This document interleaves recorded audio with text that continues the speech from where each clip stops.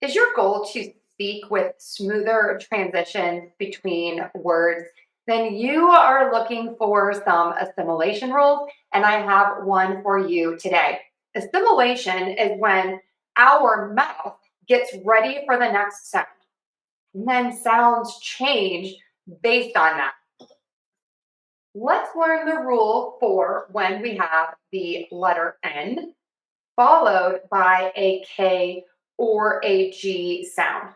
To better understand this, let's think about what our mouth does when we say the N sound. When you say the N sound, the tip of your tongue is touching the spot where your teeth and the skin meet on the roof of your mouth. Air is moving out of your nose. For the K and the G sound, the air is puffing out of the mouth and the tip of the tongue is low in the mouth with the back of the tongue pulled high up. The N sound is the sound that is going to change. So we're going to keep that nasality, the air moving out of the nose, but the place of articulation is going to match the K and the G. When the place of articulation matches the K and the G with the tip of the tongue down, good. And we have that nasality still, the sound is going to be It's that NG sound. Again, we write that with letters N and G, but the phonetic transcription is that little N with the little hook at the bottom. This is going to make the phrase in kind sound like in kind, and on grass sound like on grass.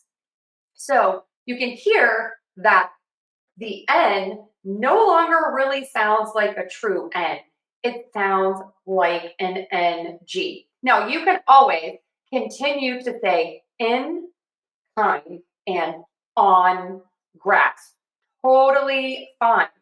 But if you think your ears are playing tricks on you and people are saying these differently, they probably are if they are very skilled at speaking English.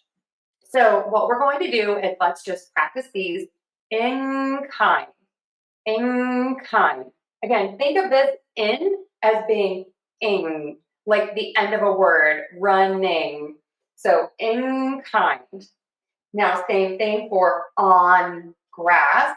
Think of saying on instead of on grass. All right, let's try those one more time. In kind, on grass. All right, so again, N is going to keep its nasality with air moving out of the nose. And for the assimilation rule, when it is followed by the K or the G, where the tip of the tongue is low, we have a sound that's similar in English. So we are going to use that sound instead to save a little bit of effort and to be able to connect the words smoothly. Give it a try. I know people are going to notice the difference. If you found this helpful, please share this with your friends. I would love to know what you thought about this lesson. It's a little bit different for me, and I am here to help you. So would you like more of these? Let me know. Have a great day, everyone. Thanks for always being here.